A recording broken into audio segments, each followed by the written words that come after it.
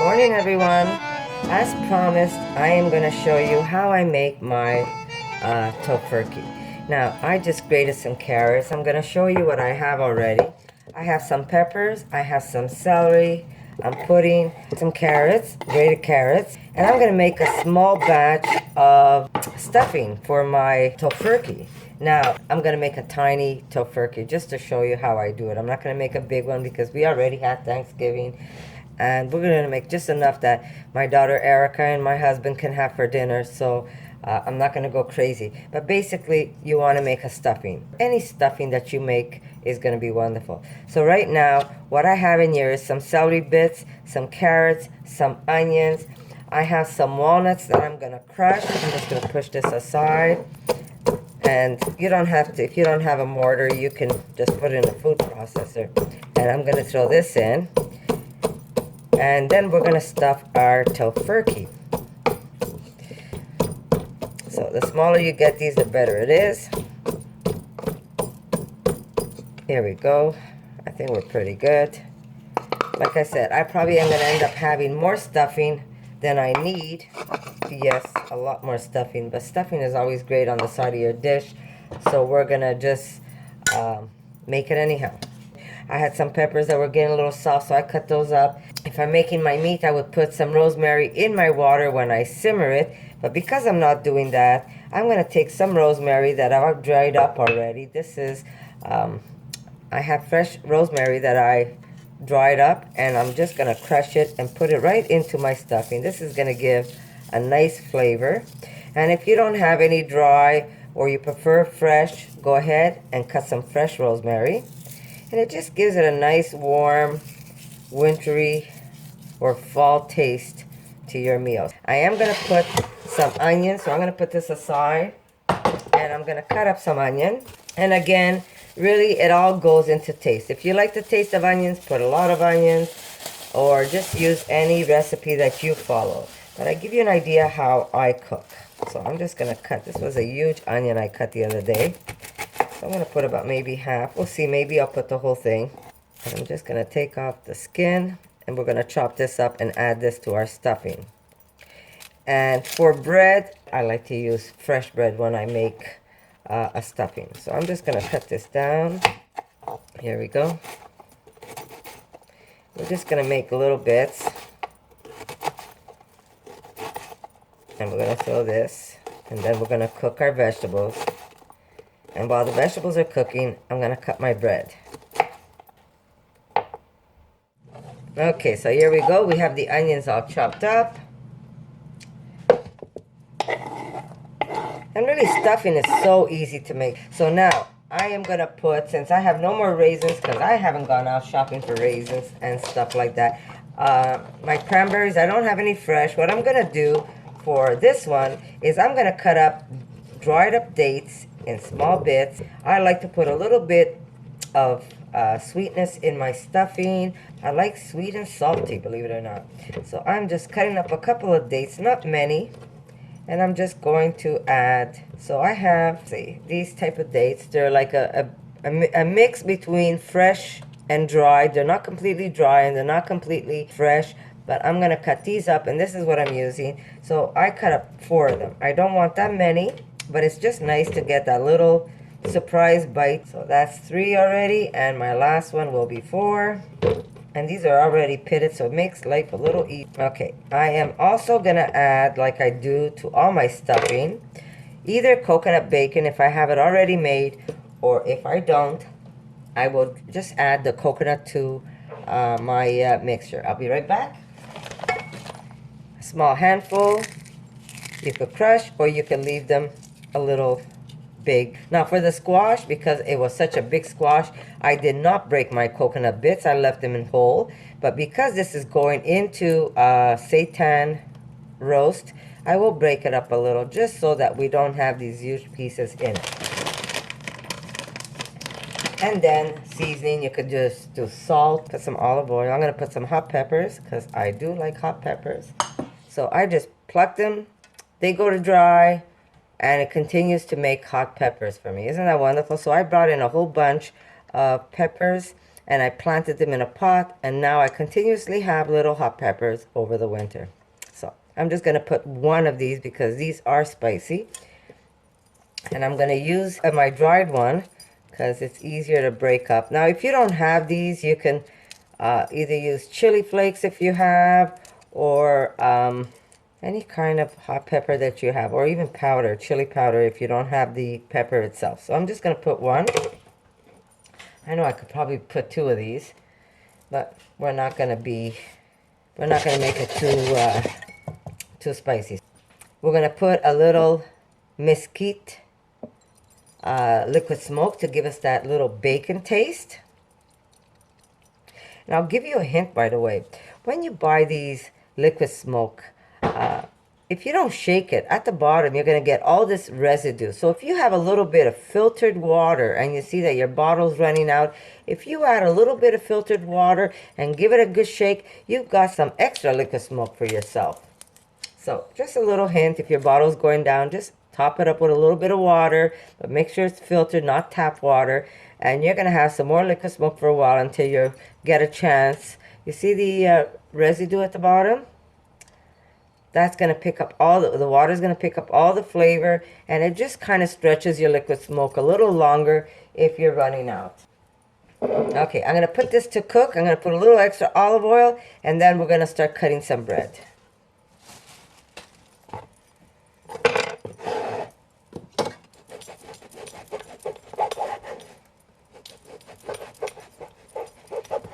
Okay, if you're going to be stuffing your seitan roll, I would say cut your bread in smaller pieces. Otherwise, you will struggle trying to get that stuffing into your roll. But if you're doing a squash, you could cut big pieces if you want. But I'm gonna just cut them in smaller pieces. See how small they are? They're not as big as the one I made for my squash that I stuffed. And like I said, when I do stuffing, I prefer fresh bread rather than dried up bread. But again, you can stuff it how you want. If you want to use your old bread or your day-old bread or just dried up bread, some people buy the dried up bread from the box. You can do that too if you want. We're just gonna put this. Gotta mix.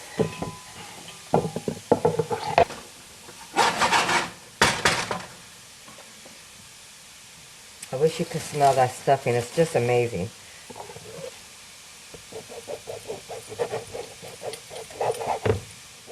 And you can't go wrong with stuffing. If you make too much stuffing, well, just put it aside in a bowl and you have an extra side dish. If you have extra stuffing, why not, right? Okay, here we go. Wow, that little pepper has a nice kick. Wow, got me right in the back of the throat too. Wow, that's a spicy little bugger. Here we go. That's ready for my, this is ready for my veggies that I'm going to throw in there. Now, you don't have to put mushrooms. You could put any kind of, if you have the vegan chicken stock, you could put a little bit of that if you want. If you have a mushroom bouillon, you could just dilute it a bit in water, and then you could add it at the end, not in the beginning. But I'm going to put a little bit of my mushroom powder, and it just gives you that little extra mushroom flavor. I didn't put any mushrooms in my stuffing this time, but I will put some powder on my bread, so when I add my veggies, it's going to give you that nice mushroom flavor. Now, I make this powder myself. I mentioned it before. I buy a big package of Asian mushrooms. They're called either flower mushrooms or shiitake mushrooms, and they're already dried, and I just put them in my bullet and I turn it into a powder, and that's what I use with a lot of my recipes.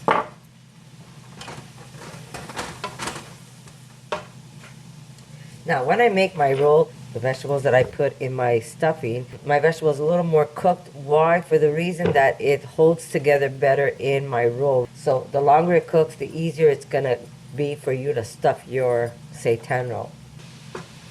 Okay, next tip. You're going to need some cooked rice. And I'll tell you why, because rice also helps as a binder. So you're going to need some cooked rice to add to your stuffing. Now, how much rice? That again depends on how much rice you want to put in your stuffing. I never really measure. The more you put, the more sticky your stuffing is going to be.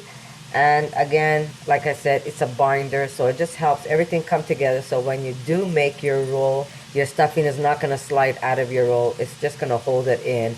So if you have some old rice that you had the day before, that's good. You can add it to your, but you want it like a sticky rice. You don't want a loose type of rice. You want like an Asian rice. Sorry, I just want to show you. It's cooking, but because I want this really cooked, more not as al dente, I will add a drop of water as I'm cooking it, which kind of cooks the vegetables a little faster. So you can add just some water to your vegetables as you're cooking it. It just helps speed up the process and make your for example, your peppers and your carrots a little softer as you cook them, so they don't slip out of your seitan. So it's a great hint is just by adding a little bit of water as you're cooking it, and it just tenderizes your vegetables a little faster. You do want that water to, you want to cook that water out of the vegetables because you don't want it too wet. Okay. Okay. I will add the rice now. So here I have some sticky rice that I made yesterday, and I'm just going to add it now to my mixture, and I'm going to continue cooking it with the rice. There we go. It's nice and sticky. So you do want some sticky rice. That is going to help bind your stuffing. And if you don't have any sticky rice made, you can make a fresh batch and then just add it to your pot, and then you're going to put it back onto the burner with your vegetables, because you really want that to kind of break up in there. You don't want to be left with chunks of rice or any rice that's slippery. You want that rice nice and sticky. And it really does not change. I mean, it does change the recipe a bit, the taste, but it's a nice taste. It's not a bad taste. It's a very good taste. So we have some sticky rice in there. On the burner, this goes again.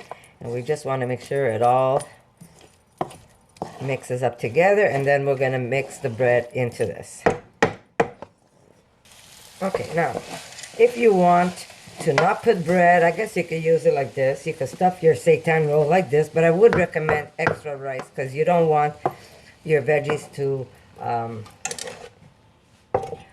come out of it. So we're just going to add this all to my breadcrumbs or my bread pieces. And we're going to mix it. Now, as you can tell, I have way too much stuffing. But that's not a problem in my family. My husband loves stuffing. He can make a meal out of it, believe it or not. And so does my daughter, like stuffing. I like it too. I don't eat a lot of it because I eat mostly raw, like I keep telling everyone. But I do like my stuffing, trust me.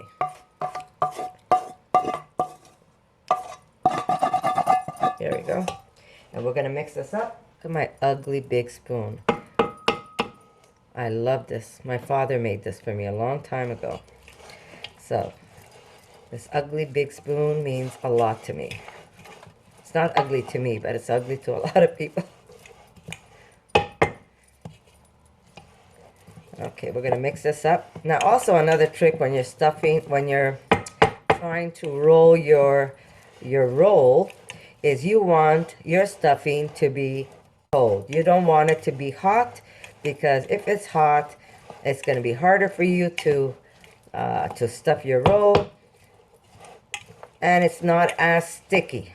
It's stickier when it's colder, when it's cooled off. So here we go. We have our bread sucking up all the vegetable juices. And it's just going to be, I wish you can smell this. Like they should, you know how they have the scratch and sniff? They should have this for YouTube where you can actually smell right through the lens of the camera. So here we are, we mix it, and now we're going to put this aside, and I'm going to come back when this is nice and cold, and we're going to make our roll. Nice and cool, not cold. You don't want this cold as refrigerator cold. Mind you, I've never tried it that way. It might also work. There we go. I am going to cover this, and I'll tell you why. This way the steam soaks up, the bread will soak up the steam of the moisture and the steam of the vegetables, and it's gonna just make it just nicer in taste and texture. I'll be right back. There we go.